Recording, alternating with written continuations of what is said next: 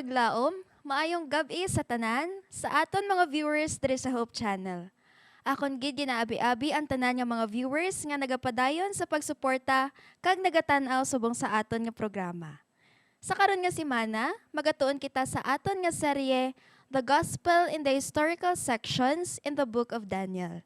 Pinaagi sa aton regular nga speaker subong nga semana, Dr. Victor Montaño. Kagang aton nga topiko subong nga gabi ginatiguluhan, The Gospel in Daniel 1. May we focus our hearts as we listen to the Word of God.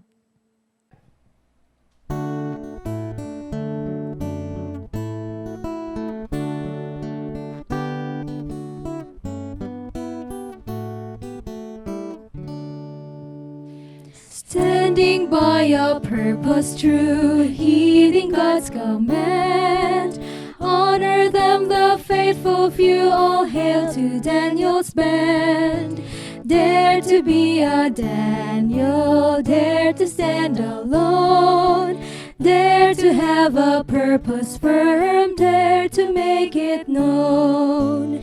Many mighty men are lost, daring not to stand, who for God has been a host by joining Daniel's band. Dare to be a Daniel, dare to stand alone, dare to have a purpose firm, dare to make it known. Many giants, great and tall, stalking through the land, headlong to the earth would fall if met by Daniel's band. Dare to be a Daniel, dare to stand alone, dare to have a purpose firm, dare to make it known.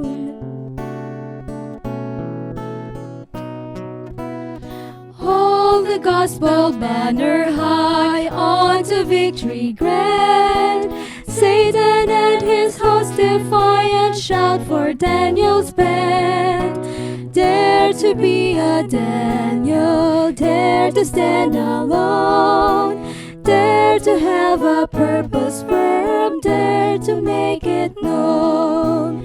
Dare to be a Daniel, dare to stand alone, dare to have a purpose firm, dare to make it known.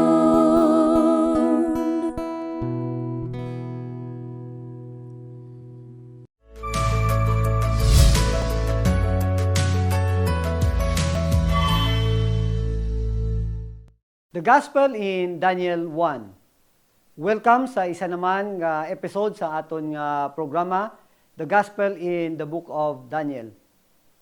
Yesterday, aton nga gintunan ang background in the Book of Daniel. And we find that there are two important points, good news in that book or in the introductory part of Daniel.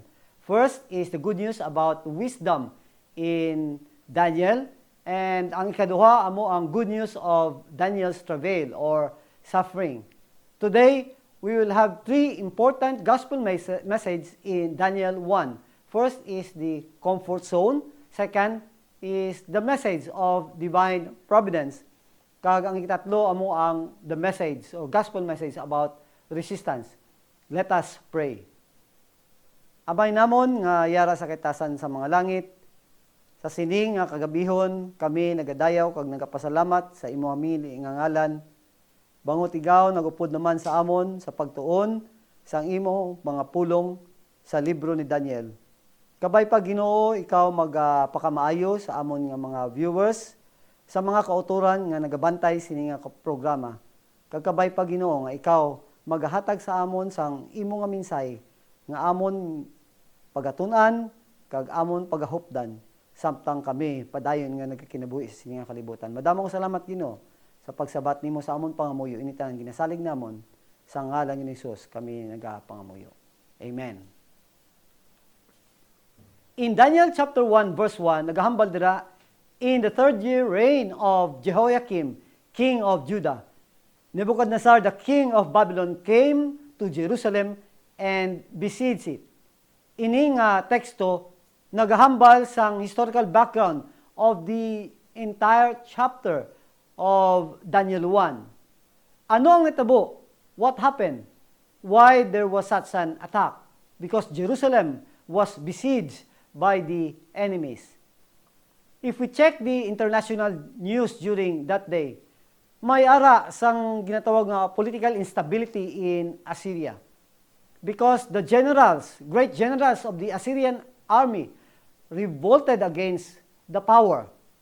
Kag ang isa sini amo si General Nabopolassar, nga amo ang amay ni King Nebuchadnezzar, and he took advantage of that political instability. He revolted in 626 BCE, kag pagkatapos sini he was able to wrestle that power from the Assyrian kings. Pagkabati sini ni Pharaoh Necho nga nagadaog ang Babylon, Pharaoh Necho sent a message or his armies to help the Assyrians, but they were defeated. Kag diri nagsugod ang away sang dalagko nga mga ginharian during the time, ang ginharian sa Babylonia kag ang ginharian sang Egypt. And then what happened there is an ensuing battle during 605 BCE where there was a battle in Carchemish nga sa din ginpildi sang hangaway sang Babylon ang Egyptian armies. Carchemish was one of the military outposts in the east of Jerusalem.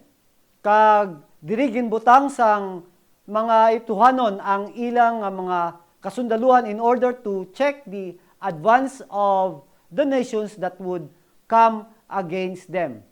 But the problem is they were defeated by the Babylonian armies. And because of this, ang Palestine was now open for an invasion by the Babylonian armies. Immediately, Nebuchadnezzar iya nga gin-annex ang Palestine. He moved toward that area and defeated several few kingdoms in Palestine, which included Jerusalem. This happened during 605 BC. So mga kauturan, viewers, and listeners, the book in Daniel 1 verse 1 begins with the story of invasion, the triumph of the enemies of God. This was a bad news. Ang mga Hudyo hindi gusto sining mensahe. They don't like the news. They don't like what Daniel reported. So they believe that Daniel was not a prophet but a historian. Because how come a prophet from God reported bad news against them? History tells us, viewers, nga mayara sang tatlo ka mga dalago nga invasion ang ginhimo sang Babylonian armies. The first one happened during 605 BC, where Daniel and his three friends, together with the nobility, were taken captive by the Babylonians. Ang ikaduha happened in 597 BC, where King Jehoiakim or Jehoiachin, together with Prophet Ezekiel and other people as well, were taken captives by the Babylonian power. And the last part happened in 586 BC, where during the time, Jerusalem fell in the hands of Babylon. You know, the Bible mentioned about the description of these invaders. In Ezekiel 32 verse 12, nagahambal siya diri nga ining Babylonia was a terrible nation, a tyrant nation. They were bullies and oppressors of the nations. If you read Habakkuk chapter 1 verses 6 to 7, nagahambal diri that these Chaldeans were grim. They were ruthless, waay sang kaluoy, mainiton ang mga ulo, amo ini sila nga klase nga mga tao, makahaladlok, dreaded pagan nation. You know, there was an impact of the defeat happened in Daniel 1:1 in the life of Nebuchadnezzar. First, his life was displaced. Siguro ang iyang puluyan were destroyed, ang ilang mga properties were destroyed, ang family members, ang relative, best friends of Daniel were killed during that time. may ara man ini impact sa iya nga edukasyon, his future plans crushed. There was separation in the family. Of course, ang ilang finances, his finances were affected because ang ilang mga trabaho sa sila nga lugar, sa sila nga duog, were affected, wiped out by these armies. Of course, the city of Jerusalem, the temple, was also affected. There was a change of identity, a change of place, a change of cultural beliefs and religion. Much more, ang ilang kalipay were also gone, hang-ups with the friends, and beautiful places were also affected. To summarize this, my dear brothers and sisters and viewers, Daniel was taken out from his comfort zone. Now, because Daniel's comfort zone was taken out, diri magasugod ang unang nga mensahe, the first gospel message in Daniel chapter 1. Be comfortable with God. Be comfortable with God. You know, Babylon strip away, gikuha sang kaaway ang tanan nga mga hayahay nga mga lugar, hayahay nga pangkinabuhi ni Daniel.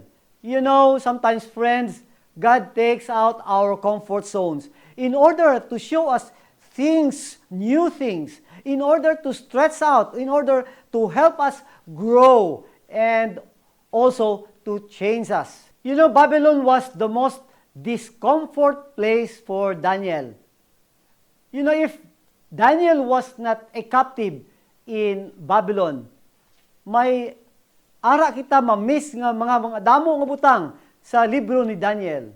We will miss the story of Daniel in the lion's den, probably the great image, the message of the fiery furnace, ang storya of the handwriting on the wall, the vision of the four beasts in the book of Daniel, the vision of the ram and the goat, the 2,300 days, and the 70 weeks of prophecy. All of this, the lion's den, the great image, the fiery furnace, and also the week's prophecy, the year, the 2,300 days prophecy, happened because Daniel was in the most discomfort place in his life.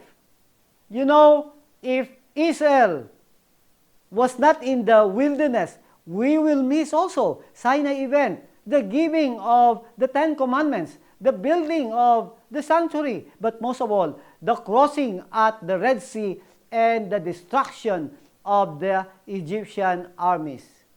Comfort zone is very, very important, my dear friends and viewers. What if John had not been banished in this desolate island of Patmos? Of course, aton nga ma-miss ang prophecies in the book of Revelation. What if Jesus did not live his most comforted life in heaven? Of course, my dear viewers, my dear friends, we will miss the cross. You know, there is nothing wrong staying in our comfort zone. Comfort and security is a place to rest, a place to relax, to regather of our own thought, to enjoy the quiet moment of the day. Apang sa comfort nga aton nga mabatyagan, we will discover that life is absolutely boring. And with nothing new, you might be depressed. Sometimes, my dear viewers, taking up new challenges and breaking out your comfort zone will give you success, will give us success, and will also provide us to live a life in a new way. Ang libro ni Daniel nagahambal, nagasulti kanato that life is not only about holidays. Dili lang siya pahayahay, but also life is about challenges. Life is about pagsulay. Daniel as a captive, he is away from home. He is in the lion's den. He was in the furnace, and he also experienced that death decree. Life indeed is a hectic place. Ang kinabuhi, dili lang papaspasay, or ang kinabuhi, dili lang pahiyahay, kundi paspasay ang dalan. Life is also about encounters, my dear viewers. We always encounter dangers, mga peligro sa kinabuhi, and many times it defies our resolve. Mo-challenge na sa aton nga kabakod. Friends, Jesus spoke about the importance of life discomfort. Nagahambal siya sa Matthew chapter 5 that blessed, bulahan are those who are grieving, those who are hungry or poor in spirit or suffering persecution, pag-antos tungod sa paglutos for His name's sake. We are not going to be hungry for righteousness' sake, my dear friends, if we are so relaxed, if we are at ease and contented. Let us be comfortable with God. In Psalms 34:18 it says, "The Lord is near," ang Ginoo duol to those who are broken-hearted and saves the crushed in spirit. Iya nga pagaluwason ang mga tawo nga gidugmok ang ila nga kasing-kasing. In 2 Corinthians chapter 1 verse 3 it says, "Blessed be the God, then the Father of our Lord Jesus Christ, the Father of mercies, and the God of all comfort." Friends, let us find comfort in God. Daniel experienced the most uncomfortable place so that he could find relief and comfort with God. In Babylon, God hears and responds to his prayer. In Babylon, he receives visions from the Lord. In Babylon, Daniel prayed for mercy and he finds it. In Babylon, angels came and comforted him. He saw the vision of the heavenly throne in Babylon, my dear friends. In Babylon, he asked for forgiveness and he received it. In Babylon, he talked with God. My dear friends, in Babylon, Daniel told him that he will be resurrected in the last days. What a comfort! What an assurance from God! Let us find comfort in God in the most uncomfortable place. This is Daniel. My dear friends, when we read Daniel chapter 1 verse 1, atong nagbuluan nga ang mga kaaway ginatake ang Jerusalem and they were defeated. My dear friends, atong padayunon ang istorya. Sa Daniel 1 versikulo 1 nagasulti diha nga in the third year reign of Jehoiakim, king of Judah, si Nebuchadnezzar besieged Jerusalem. He attacked Jerusalem, and Daniel and his friends and the armies of Israel were defeated. You know, adunay mga question sa mind ni Daniel, ngano man natabo ining mga paghitabo sa iyang kinabuhi. Ang mga questions tingali, where is the hope for God's chosen people?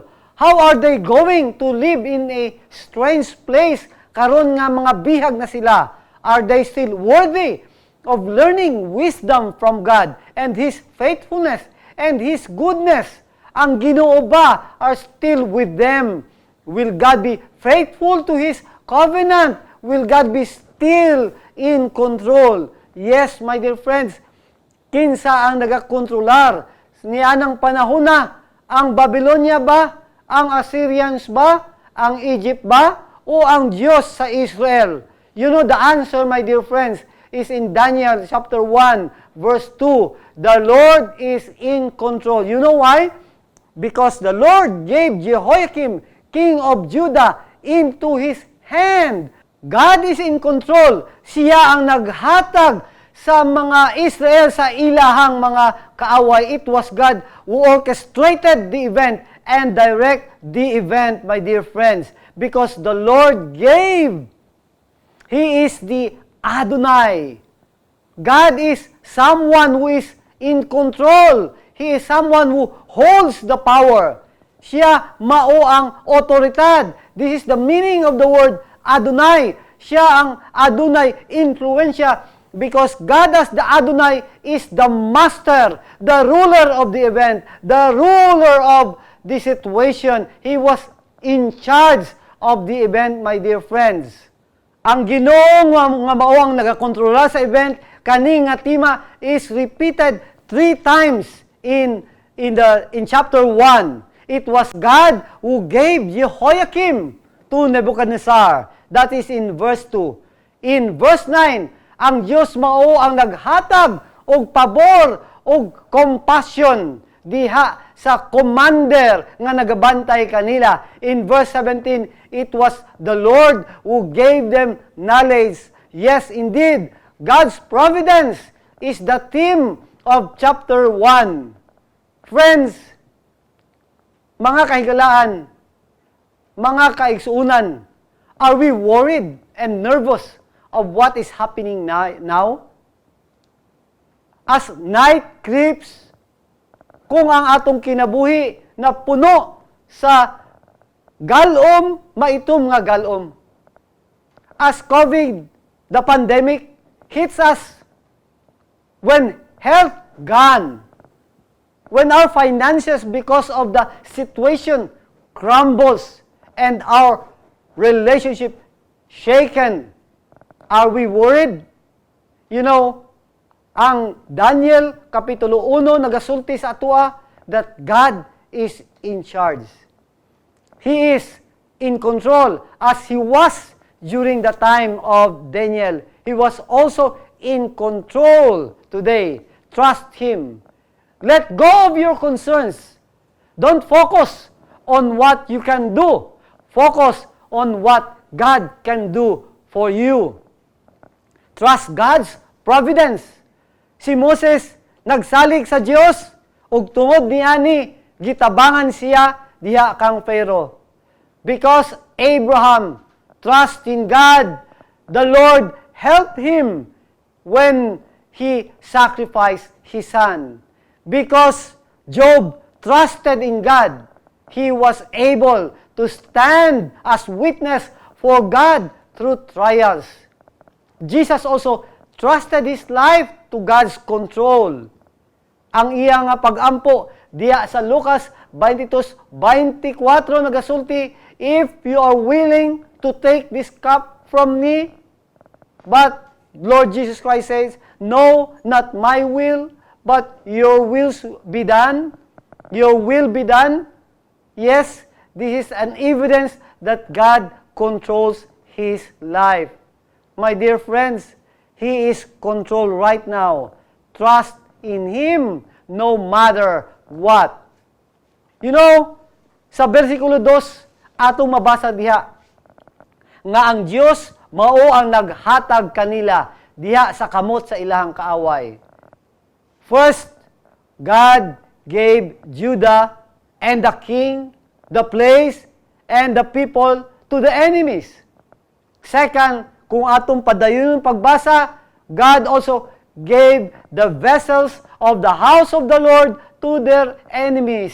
Unsa man kining mga vessels in the house of God. You know, these vessels were carried to Babylon. Mao kining mga articles or materials nga ginagamit diha sa templo as a plunder of war or war trophies by the armies. Kining mga butanga, bolaan kini, the things that are in the temple. According to 2 Chronicles chapter 4 verse 16, mao kining mga pots, shovels, meat forks, and all the related articles used in the temple. Sumala sa Daniel Kapitulo 5, versikulo 2, nagasulti siya nga mao kining mga gold and silver goblets. Kung atong basahon ang Ezra Kapitulo 1, versikulo 11, nagasulti diri nga adunay 5,400 articles were carried to Babylon during that attack. My dear friends, kung atong basahon ang Daniel Kapitulo 5, mao kini ang gingamit ni Belshazzar during the feast, and this was considered as an act of sacrilege. These are the things, brothers and sisters, the Lord gave in that story. God gave the anointed king. Gihatag niya ang iya nga mga covenantal people. Iya nga ginhatag ang promisa sa iya mga katawhan, and that was the land. Ug unya gihatag sa Diyos ang iya nga pangalan ug ang iya nga reputasyon. God agonizes in this event. because His place, His temple, His people, His name, and reputation were at stake. Yet, God gave them all. You know why? Because God so loved the world. Because God loves us. He gave His only begotten Son. And whosoever believeth in Him should not perish but have eternal life. God is a great giver. He is a great giver. He gave His people because He has a purpose. And you know what happened next? Sumala sa istorya, kaning mga butanga, gindala sa kaaway, ngadto dito sa Shinar. Nebuchadnezzar brought them to Shinar. Shinar is the place, the land of summer. It is the cradle of civilization. Sumala sa Septuagint, gina-interpretar kaniniya, gina-translate kaniniya as Babylon. Shinar is the name of the city and the province Babylon. And most of all, in Genesis chapter 11, Shinar is the place of confusion. Adunay ginatawag nga intentional archaism here. Kaning ginatawag nga intentional archaism, mao kini ang paggamit sa pulong nga kaniadto in order to remind the reader about the call of Abraham in Genesis chapter 12 verses 1 and 3. So by doing this, ato makitaan nga adunay natabo nga the reversal of the event happened in Daniel chapter 1. Why there is a reversal? Because when God brings the articles of war to the treasury of His gods, higala adunay ginatawag nga intentional archaism here. Kaning intentional archaism amo niyang paggamit sa mga pinulungan nga kaniadto in order to remind the readers about what had happened before. The fact nga gamit kaning Shinar is to remind the readers about what had happened in Daniel chapter 12 verses 1 to 3. Because of the faithfulness of Abraham, Abraham was called by God from Shinar, from Sumer, from Babylon, going to Israel, to the land of promise. Because of the unfaithfulness of the descendants of Abraham, they were called back again to the place where their father was. What a reversal of the event. Now, ang mga articles of war, kaning mga articles nga gikan sa templo, ginkuha ni Nebuchadnezzar and he put them into the temple of his God. What is the reason why the treasury of his God is involved here, mga kaigsunan, mga higala? You know, there was a belief, a practice that when the war was fought during the time, ang tanan nga plunder, ang tanan nga makuha nila belongs to their gods. Because in ancient Near East, nagastuo sila nga sa matagira nga ilang ginaaway, gods were always involved. And this is the very reason why the armies, kung adunay gira, they were always carrying with them the emblems, the rituals, the banner of their gods. Like for example, the banner of the Roman armies, moon kini ang eagle banner and others. My dear friends, in this story, when gods of the armies are involved, it means that in ancient Near East, the gods of the defeated nations is weak. And now, the temple vessels are subject to the Babylonian deities sa mata sa mga katauhan during that time. Si Yahweh nga Diyos sa Israel was a weak kind of God. He was a defeated God of Israel.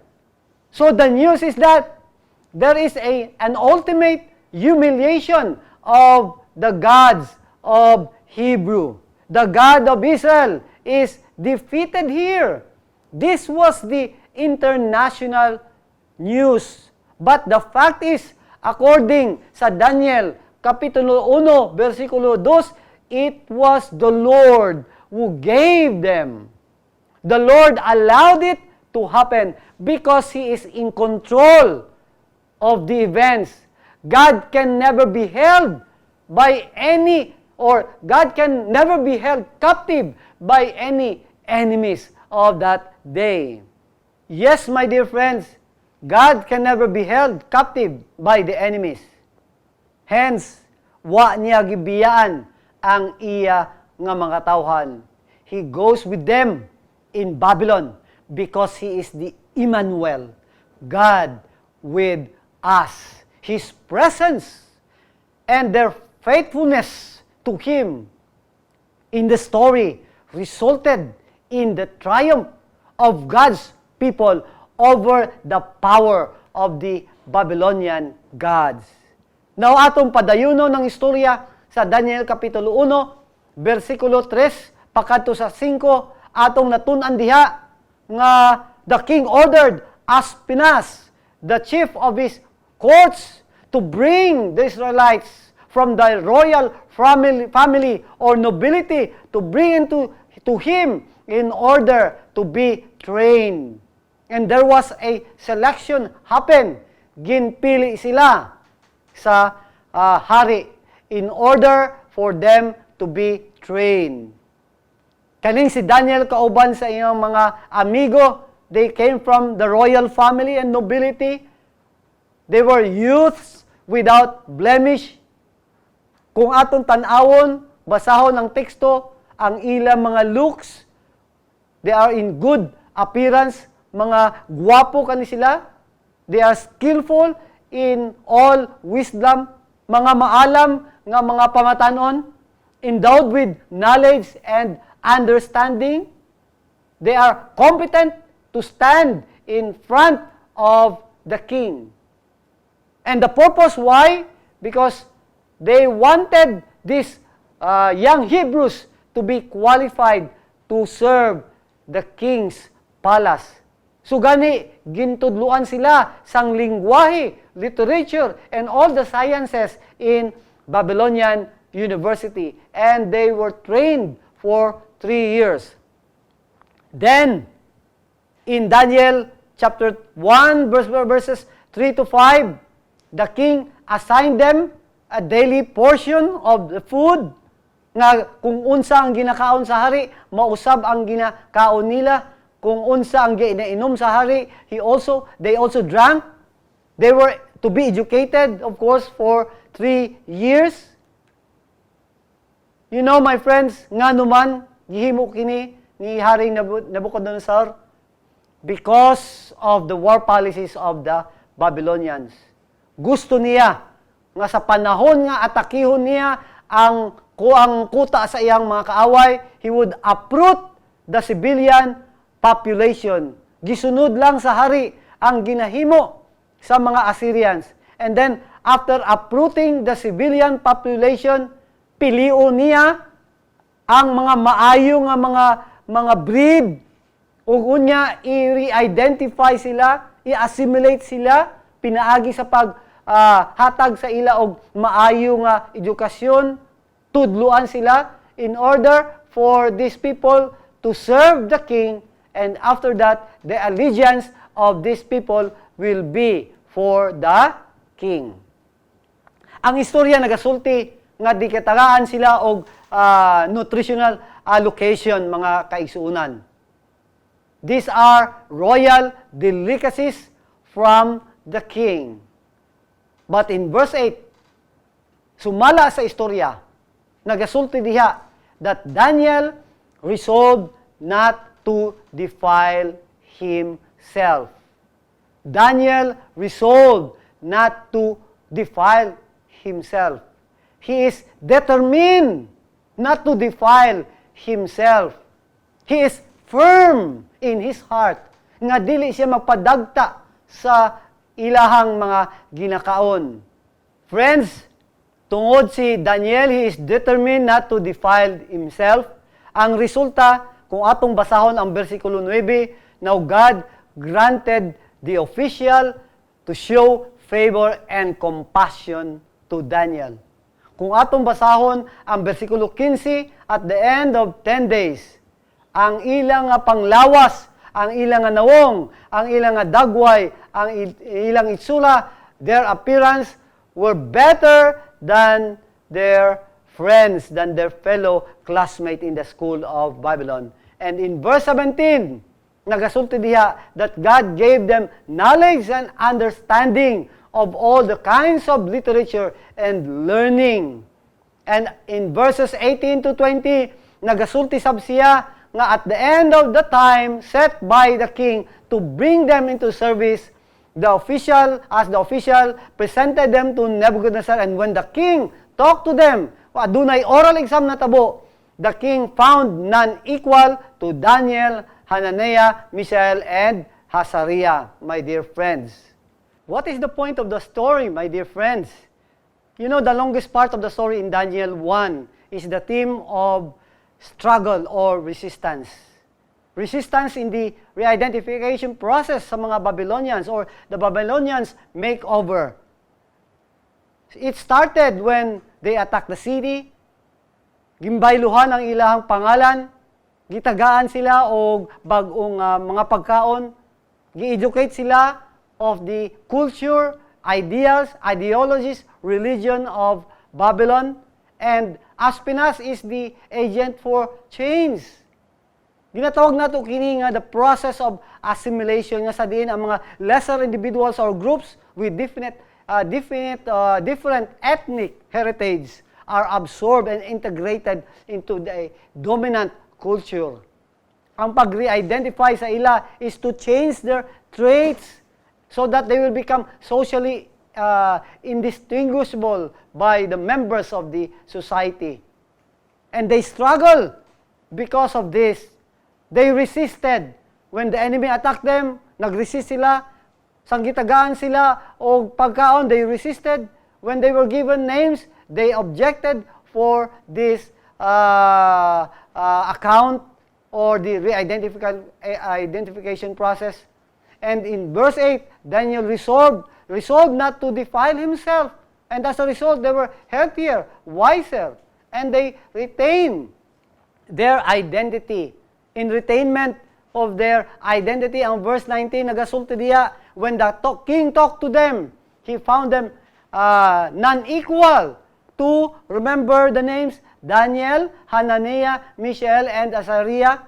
But if you read Daniel 7, nagasulti diya ang pangalan nga Belteshazzar, Hananiah, Shadrach, Meshach, and Abednego. Mao kini ang mga pangalan sa Babylonian names. But you know what happened?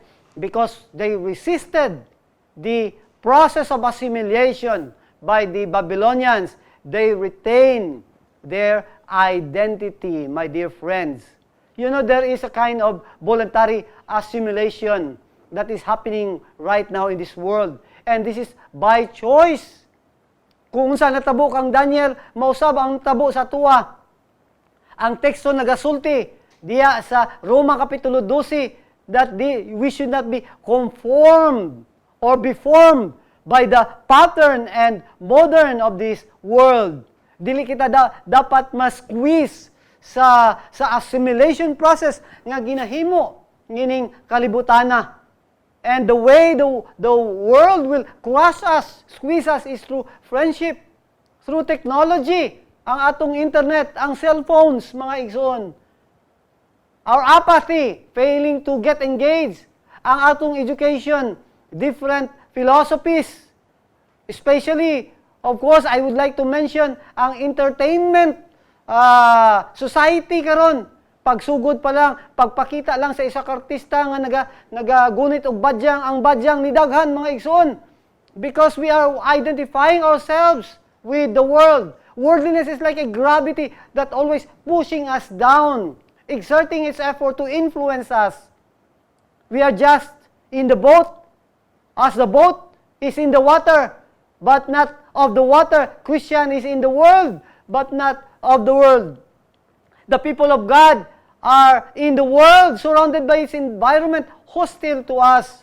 In reality, we are no longer citizens of this world, but citizens of Jesus' kingdom. Our identity is in Christ. Therefore, if any man be in Christ, he is a new creature. All things are gone. Behold, all things are new. The fact is, ang atong identity, people look at us in terms of our money. Kung daghang ka kwarta, daghang kabutangan, mauna ang pagtanaw sa ato sa mga tao. But we should avoid this one. Sometimes we try to show our identity by our position, by our PhDs, but the Bible is telling us that our identification is in Christ. You know the prayer of Jesus? He prayed in John 17, 14 to 16, nga nagasulti niya, the world hated them because they are not of the world. And Jesus prayed that we should be taken out of the world. We are not of this world, just as Jesus is not of the world. The life of Daniel is a living example of Romans 12:2. The life of Daniel is a living example of Jesus' prayer. Through the story of Daniel, God is calling us, He is calling His people to resist the influencing control of the world and remain faithful to Him, even when this faithfulness can be punishingly difficult, and even when its outcome is and remain unknown. Yes, my dear friends, they were re-identified in Babylon, they are in exile. As we too, we are in exile. We are pilgrims of this world. Like Daniel, we should not allow the world to mold us, squeeze us, and influence us. The book of Daniel is a narrative. Now, once there is a faithful, adunay faithful nga tao who stand for the right, though the heavens fall. Friends, in spite of the appearance and issues and influences of this world, Yahweh, God, is in control of the event. Only the eye of faith could perceive God is at work. Remember, at the beginning of the story, the Babylonian armies were defeated. But at the end of the story, kung atong basahon, Daniel were 10 times wiser than the wisest man in Babylon. In this case, the God of Israel defeated Marduk, the God of Babylonian, in his own territory, because the Babylonians believe that Marduk is the God of wisdom. Pinaagi kang Daniel because of the faithfulness of Daniel. Like our faithfulness, we too can defeat the enemy, my dear friends.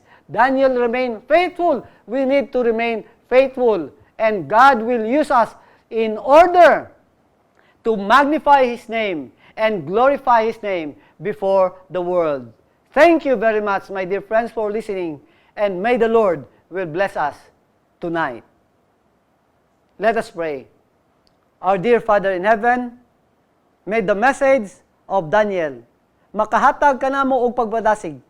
Samtang magagatubang kami og daghang mga problema gumuntang nining kinabuhi, ilabi na sa impluwensya nining kalibutan. Tagay kami kusog Ginoo nga matuman na imong kabubuton dinhi sa langit, because we are pilgrims of this world. And we want to be in that heavenly place the host prepared for each one of us. Thank you, Lord, for blessing our listeners, our brothers and sisters who are watching this program. Madaghang salamat, Ginoo, sa pagtubag nimo sa among pag-ampo. Sa ngalan ni Jesus, kami nagapangamuyo. Amen.